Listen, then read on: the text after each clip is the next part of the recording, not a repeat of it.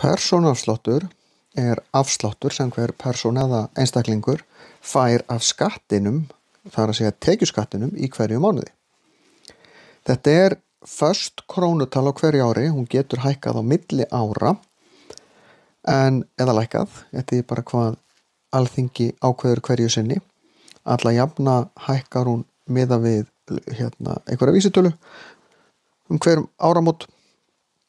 En þetta rúmlega 50.000 krónur árið 2022.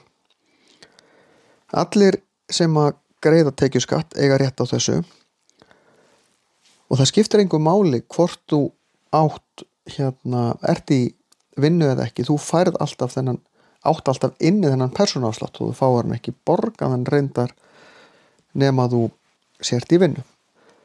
Alla jafna virkar þetta þannig að ef að ég með laun og launin sem þeirra búið að reikna skattin og segjum að hann sé 200.000, ég sé með kannski 500-600.000 í laun, að þá þarf að draga frá 50.000 sem persónuafslátturinn og þá borga ég ekki nema 150.000.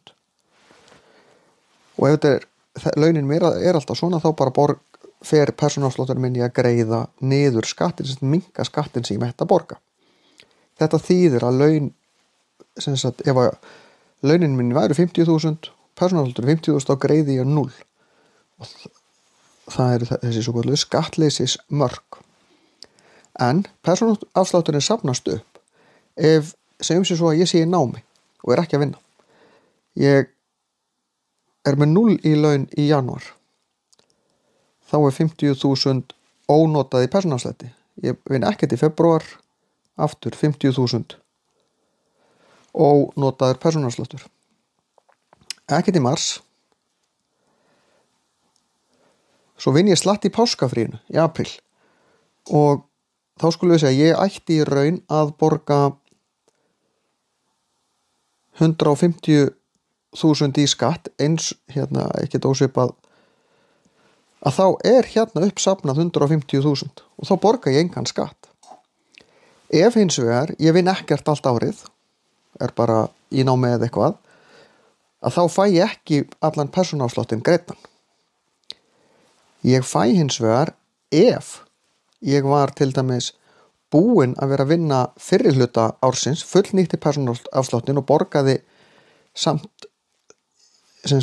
meira, skatturinn var meira en persónuafslátturinn, þannig að ég var búinn að borga kannski 300.000 í skatt þegar eftir var búið að draga persónuafsláttinn frá, vinn svo ekkert síðustu 4 mánuðin í árinu, þá fæ ég þann pening endurgreiddan sem nemur þeim persónuafslátti sem var ónýttur. Þannig að þetta pínuflókið, en ég fæ aldrei persónuafslátt borgaðan sem ég var ekki búinn að borga einhvern tímann í skatt. Þannig að við fáum ekki 50.000 krónur bara sendar á mánuði eða uppsafnað árið eftir, en þetta allt saman gert upp með álagningarseðli sem byggður á skattaskýrslu sem við skilum alltaf eftir hvert ár.